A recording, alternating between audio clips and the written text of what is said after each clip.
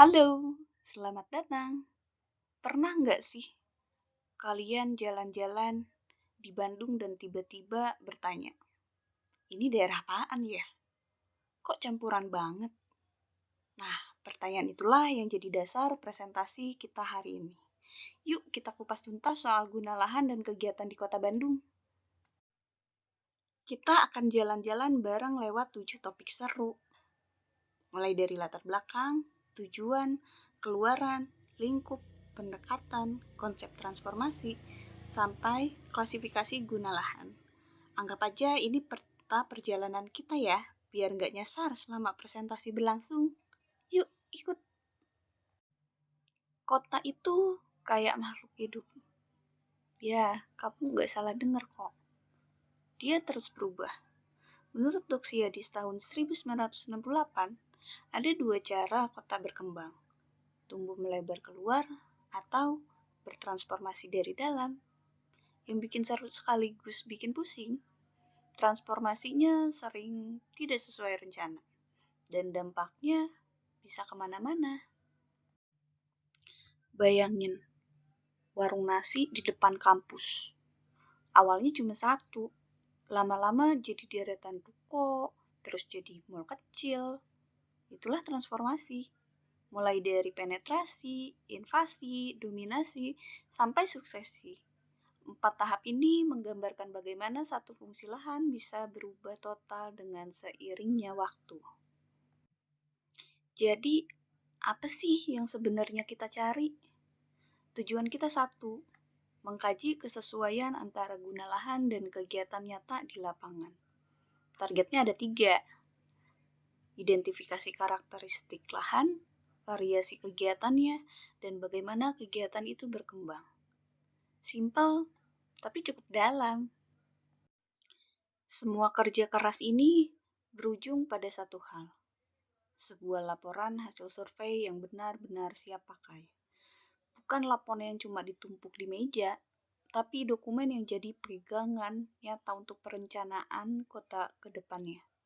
Berguna banget kan? Oke, kita masuk ke lingkup kegiatan. Areanya seluruh kota Bandung. Dibagi jadi 6 wilayah pengembangan. Ada Bojonegara, Cibenying, Tegalega, Karees, Arca Manik, dan Ujung Berung.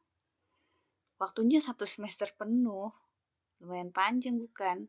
Tapi justru itu yang bikin datanya akurat dan komprehensif. Klasifikasi guna lahan. Ternyata lahan perkotaan itu beragam banget loh. Ada 7 kategori. Perumahan, komersial, industri, ruang terbuka hijau atau yang biasa kita sebut RTH, kawasan lindung, campuran, dan yang lainnya. Setiap kategori punya karakter unik sendiri loh, seperti kepribadian manusia. Nggak ada yang persis sama. Masuk ke pendekatan pelaksanaan. Eits, tunggu dulu. Kita nggak bisa asal jalan ke lapangan dan memulai survei. Ada 8 langkah yang harus diikuti. Dari memahami masalah, merumuskan data, menentukan sampel, menyiapkan alat survei, menentukan lokasi, turun lapangan, mengolah data, sampai menginterpretasikan hasilnya.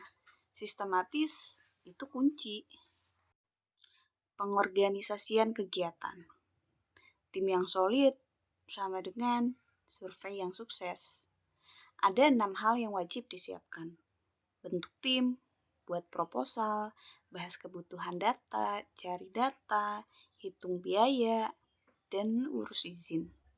Kedengarannya banyak ya, tapi tenang. Kalau diorganisir dengan baik, semua berjalan lancar dan menyenangkan loh. Guna lahan versus kegiatan. Ini penting nih, jangan sampai tertukar ya. Guna lahan itu fungsi resmi yang ditetapkan pemerintah untuk suatu kawasan. Sedangkan kegiatan adalah apa yang benar-benar terjadi di sana setiap harinya.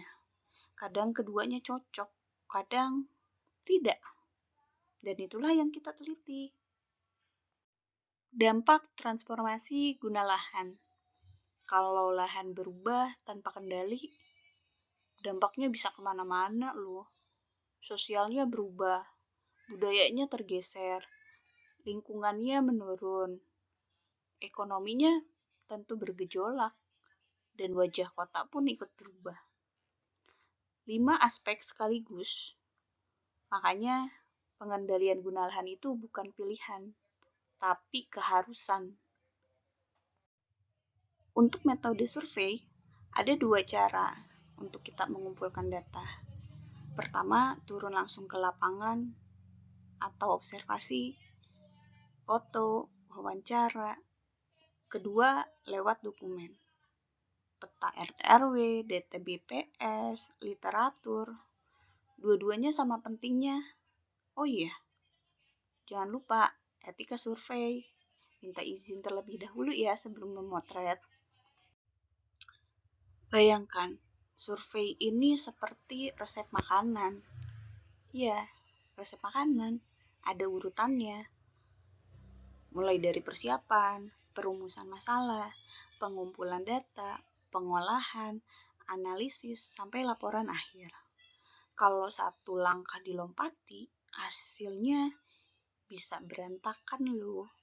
Jadi, jangan lupa ikuti alurnya ya, dan hasilnya pasti memuaskan.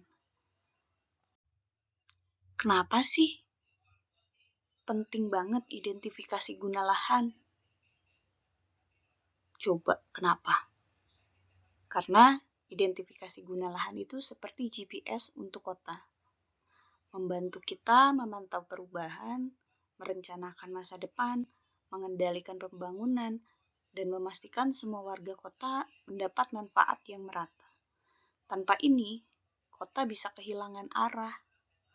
Iya, arah. Yang penting gak kehilangan arah dalam kehidupan ya. Ya, kita sudah masuk ke tahap kesimpulan, yang artinya sudah di penghujung perjalanan. Tapi nggak apa-apa. Ini ada 4 poin penting yang harus kita bawa pulang. Pertama, transformasi lahan harus dipantau. Kedua, survei mencakup 6 wilayah selama 1 semester. Ketiga, pendekatannya komprehensif dari awal sampai akhir. Dan yang terakhir, hasilnya adalah laporan yang benar-benar berguna untuk kota kita. Dan itulah perjalanan kita hari ini. Kota Bandung terus bergerak, terus berubah, dan tugas kita adalah memastikan perubahan itu terarah dengan baik. Identifikasi guna lahan bukan sekadar tugas akademik. Ini adalah kontribusi nyata untuk kota yang lebih baik. Terima kasih sudah menyimak.